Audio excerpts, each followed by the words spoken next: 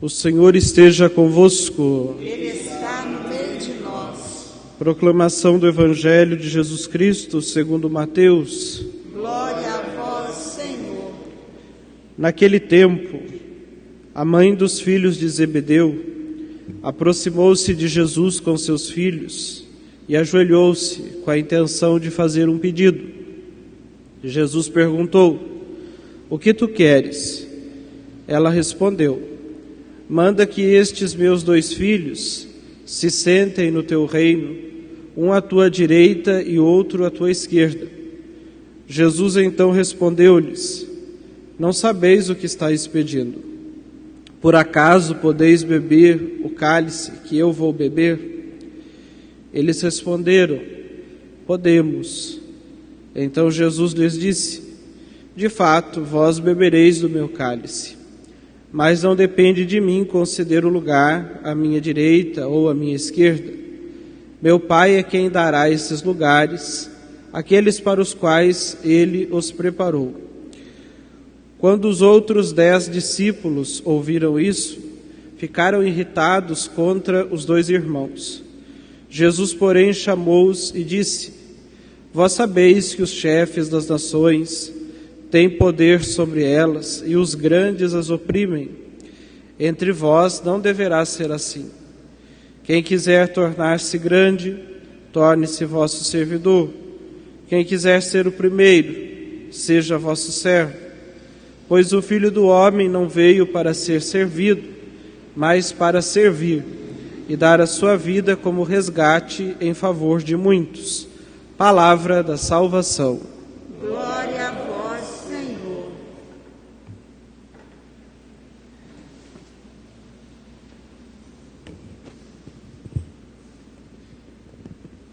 A gente acabou de escutar, irmãos e irmãs, esse evangelho sobre esse pedido tão estranho à primeira vista dos filhos de Zebedeu. Em as outras versões do evangelho de Lucas e Marcos, eles mesmos fazem o pedido.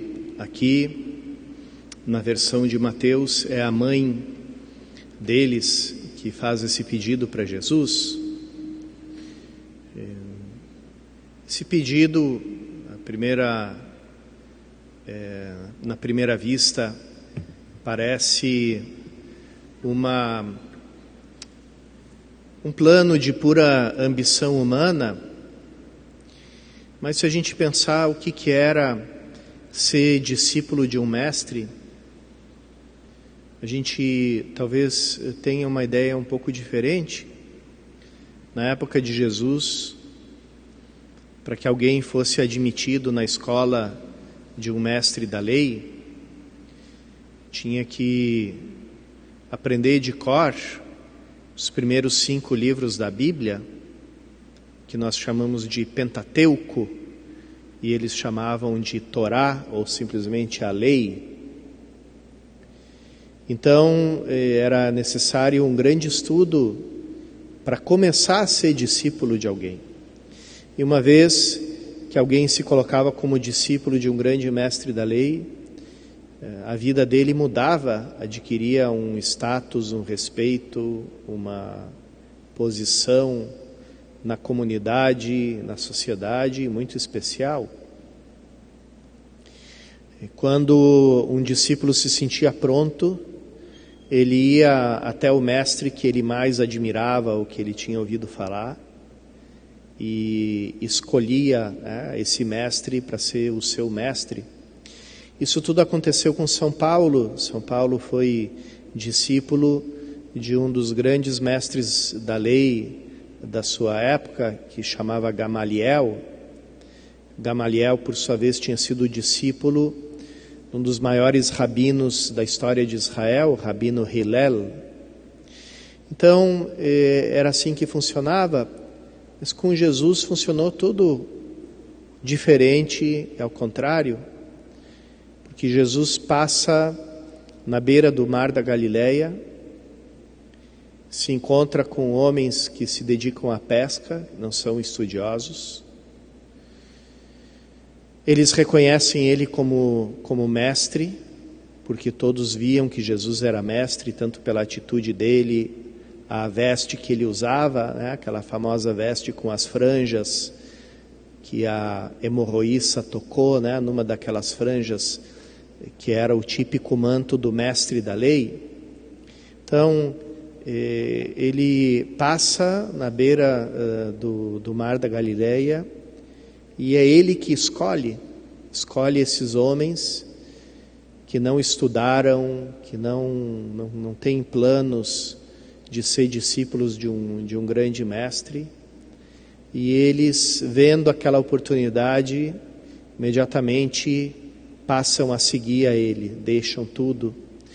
E ali começa aquele primeiro núcleo de apóstolos, André, Pedro e esses dois irmãos que são filhos de Zebedeu, Tiago e João.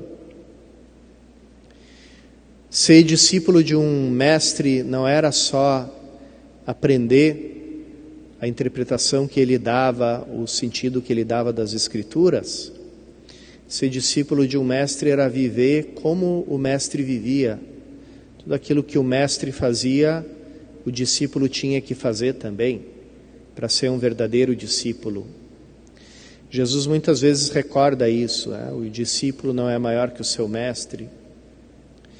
E todos tinham essa ideia do discipulado, aquilo que ele faz, a gente tem que fazer também. É assim que a gente aprende, fazendo o que o outro, que a gente vê que ele faz, né? E é isso que explica certas atitudes, por exemplo, Pedro, que diz para Jesus: se és tu, manda que eu vá também caminhando sobre as águas ao teu encontro.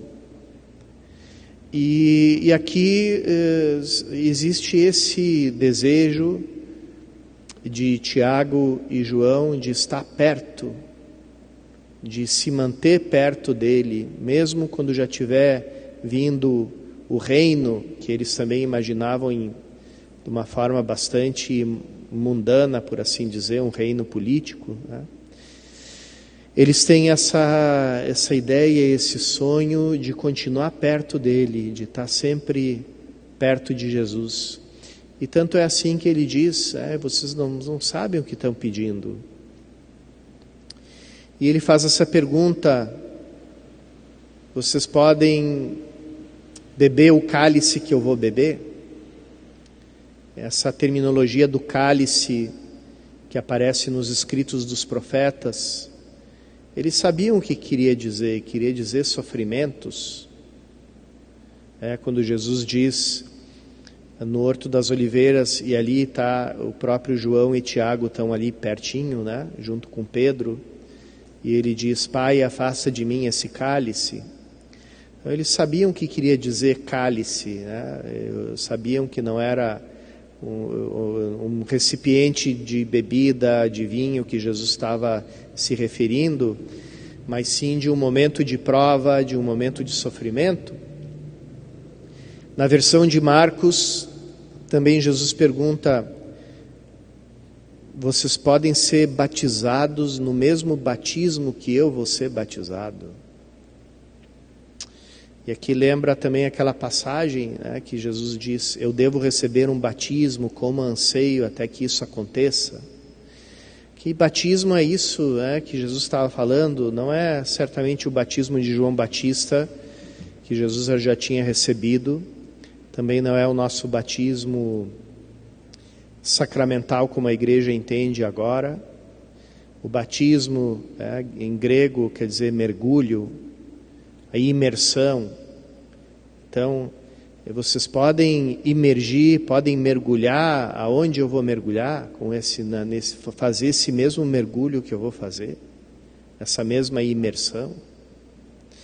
E eles sabiam que Jesus estava falando ali de uma prova, de uma dificuldade que eles não podiam adivinhar qual era.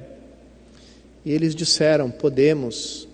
Eles também não sabiam o que estavam prometendo, mas na nossa vida a gente nunca sabe o que vai nos acontecer. Quando Maria disse sim ao anjo, eu não sabia o que ia acontecer, né? Tinham alguns teólogos em séculos passados que diziam, não, o anjo mostrou para ela tudo o que ia acontecer para que ela desse o sim. E a gente fica inventando coisas que não são necessárias para explicar e para entender o mistério de Deus. Ficamos tirando da nossa própria imaginação. Maria não sabia o que ia acontecer, os discípulos não sabiam, ninguém sabia.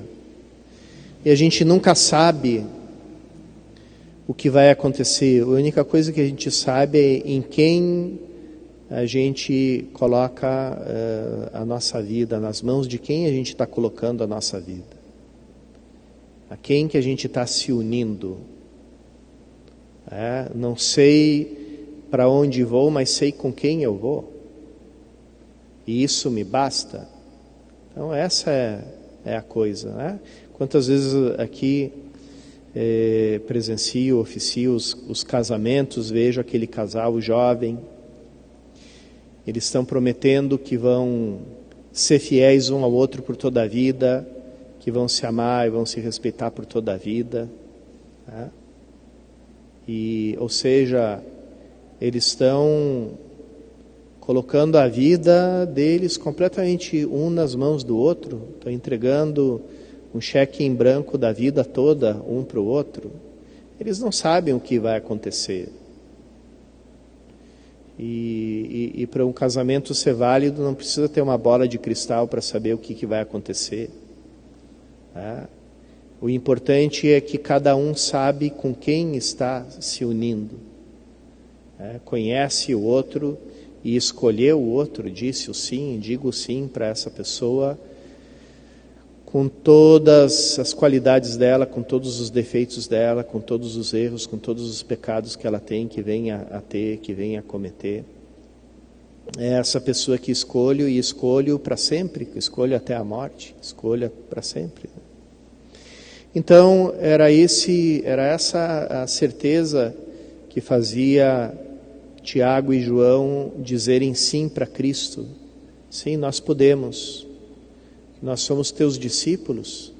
Se você vai beber um cálice, nós vamos beber também. Se você vai fazer um mergulho, vai receber um batismo, nós também vamos receber esse batismo. Então, Jesus depois, a gente sabe pela história de Tiago e João, que ele vai cumprir essa promessa na vida deles. Tiago vai ser o primeiro apóstolo, primeiro daqueles 12 que receberam o Espírito Santo no Pentecostes, né? Que Judas já tinha se matado antes, né? Então, mas daqueles 12 que receberam o Espírito Santo no Pentecostes, ele foi o primeiro a ser martirizado. Então, ali se cumpre, e ali ele recebe, ele bebe desse cálice e faz esse mesmo mergulho, porque ele sabe que está com aquele que venceu a morte, que recebeu uma vida que nenhuma morte pode arrancar para sempre. Então, é isso que ele nos ensina hoje, é isso que São Tiago nos diz no dia de hoje. Você não sabe o que vai ser da tua vida, o que vai acontecer, mas você sabe com quem você está caminhando. Você está caminhando com Cristo. Então, seja discípulo de Cristo. Como ele viveu, vive você também. Como ele pensou, pensa você também. Não como quem imita alguém de fora, porque Cristo vive em nós e nós vivemos nele. Então, quando imitamos Cristo, é a vida própria de Cristo que está brotando e está crescendo dentro de nós. Vamos pedir a Ele, por intercessão dEle, essa graça de sermos fiéis, seguidores, discípulos de Cristo, para que essa vida de Cristo se manifeste em nós agora, já no tempo e depois por toda a eternidade no reino de Deus.